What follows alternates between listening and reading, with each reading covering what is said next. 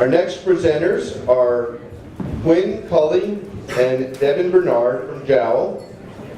Jowl, simplified community software for effective engagement between brands and their users.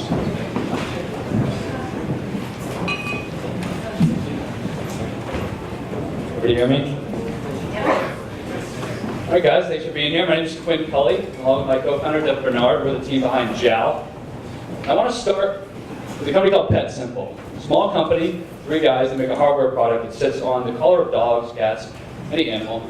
Basically a health and fitness tracker, also does GPS. Pretty cool device. We went on Kickstarter, had about 500 backers, $50,000. And when we talked to them, the big word that came up for all their goals, whether it's sales, marketing, customer support, or anything, was engagement. And we also interviewed 100 other companies, and the same word kept coming back up, engagement. We want to engage with our users, because we know if we can do that, we can improve our marketing, our word of mouth, our net promoter score, everything else. We can improve our sales, whether it be a customer lifetime sale, customer lifetime value, or any other repeating sales that come into it. And if we engage with users, we can figure out what they like about our product, what they don't like, what should be our next product. Yet when we asked them how they engage with users, all of them came back, email, social media, maybe customer support, face-to-face. So then we went and asked 200 users, one simple thing. If you had a question, problem, or idea for Nike, Pet Simple, or any company, where would you go? And we got back some startling answers. All of them usually started with, I'd probably Google it, maybe go to the company's website and find like a contact page, info@company.com, or like a live chat that ends up feeling a bit like chat roulette. I don't know exactly where to go. We realized there was a serious problem there. So we looked at it. We wanted to understand exactly if anyone solved this problem of engagement and how it could be solved. And it's actually being done right now. With the dilution of social media, a lot of brands have turned towards online brand communities. To explain a little bit more about exactly what brand communities are and how they're effective, let's look at 3 examples. One, my Starbucks idea. Been around for the last few years. Basically, crowdsource innovation directly from the consumers. Over 190,000 ideas have been suggested, 300 have been implemented, and it's helped Starbucks create an advocacy program unlike any other. The next, PlayStation. Going off of Seth Godin's idea of tribes, if I buy a product and you buy a product, chances are we have something in common. The company should probably connect us and allow us to connect, to create a real community, a real brand, an effective user base. Third, Dell. Like many enterprise IT communities or software forums, does an amazing job of connecting users to users, leveraging what's called crowdsourced support. So if someone asks the same question 9 times, or 9 different people have the same question, you can answer it once, or you get somebody else to answer it. Similar to Stack Overflow, Reddit, or any type of open software that exists right now. That's why for all this value, 2015 has been labeled the year of brand communities by Forrester. But if they really do have this much value, why doesn't everybody just pick one up, create one, have a day with it? Well, there's a few problems. One, pretty costly to deploy. Starbucks right now is totaling around $18 million to get up and running and run to this date. Requires 48 people to manage. Limited visibility. If you create one of these, you are essentially trying to create your own social network on the back of your website.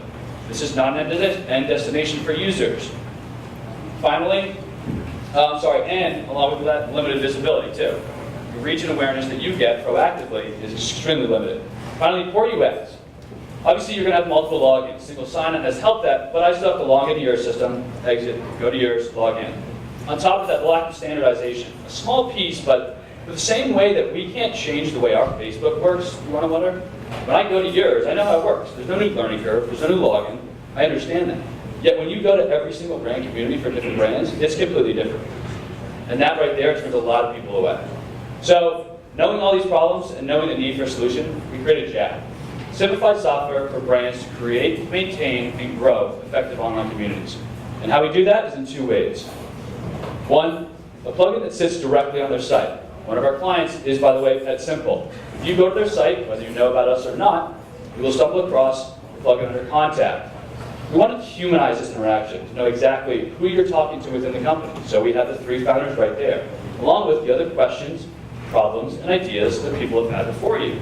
Simply voted on in a Reddit forum-like system, again, allowing users to connect with one another. Now, this, again, sits on the back of their site, so we haven't solved that problem yet. And what we wanted to do was increase the experience, improve the experience for both users and brands as a whole. So we created the Jowl Network. By replicating that exact community to our network with all of our clients and standardizing that solution, we'll become the one place for any question, problem, or idea you have as a consumer. No longer looking for info@company.com, a random 1-800 number, or that live chat with Ted from God knows where. So, with this in mind, look at the marketplace as well. And the fact is that consumers are king these days. We know that they own the marketplace. If you don't give them exactly what they want, exactly what they need, and the best experience possible, they're going to go to your competitor. So for this reason, it's a $20 billion marketplace, spanning across from proactive side and the marketing aspects all the way to reactive. Currently, we're in a closed beta. We have 20 active clients in a CaaS, or Community as a Service platform. It's simply $25 a month. 30 plus companies in pipeline, usually ranging right now from early to growth stage companies, but as you can already tell, if we establish our form of communication right now with a company such as PetSimple, as they grow from 500 backers to 5,000 backers or 5,000 customers, we grow with them. And that's our goal right now, is to establish ourselves by that means of communication. 3 new clients per week. We actually measure active clients, active users, daily and weekly engagement. One of the biggest things for us, too, is not only figuring out who this works well for, but really how they can use it. Again, it's a tool, and we want to make sure they can use it in the most creative ways.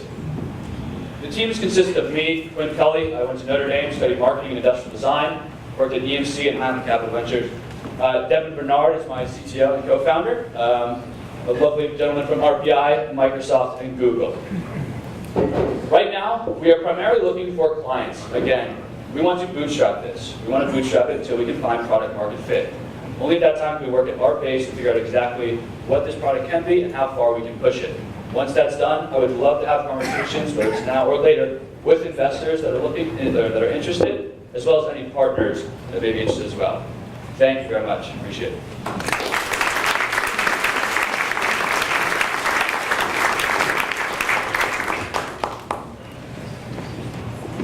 Question?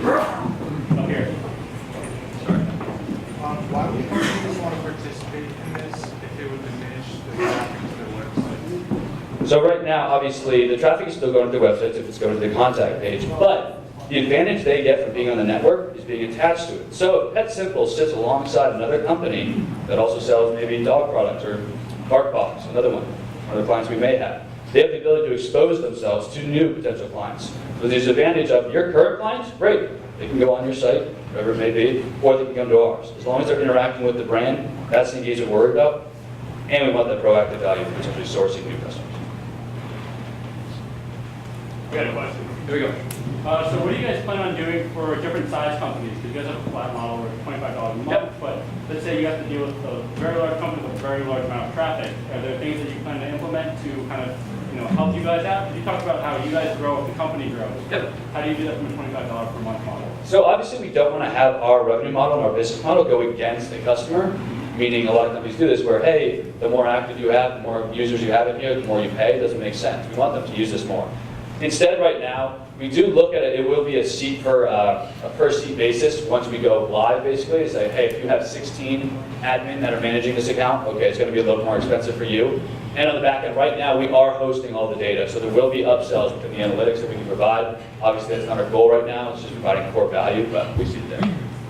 Thanks. Anybody else? All right, let's give him a hand.